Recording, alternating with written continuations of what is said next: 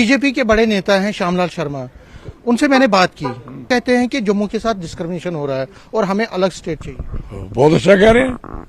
हम तो सड़कों पे कह रहे थे, क्या किया उस दिन? लद्दाख अगर अलग हुआ तो कौन सा नुकसान हो गया? ये कौन सी ब्रेकेज है? कंट्री से नहीं ब्रेक होना चाहिए।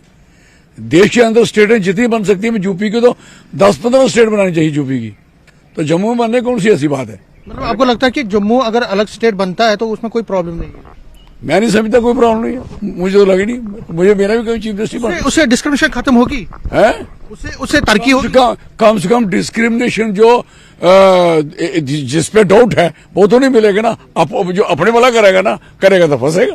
अच्छा, मतलब आपको लगता है कि जो आवाज थी पहले भी, आपने भी उसमें आवाज उठाई थी, आपको लगता है कि अब टाइम आ गया? मैंने 2004 में पार्लियामेंट में कहा। तो आपको लगता है टाइम अब आया है कि जब आपको? टाइम बड़े पुराना आना चाहिए था। सिंह साहब, लास्ट में पूछना चाहूंगा, अगर इस पे आवाज उठती है तो आप सपोर्ट करेंगे? किसकी?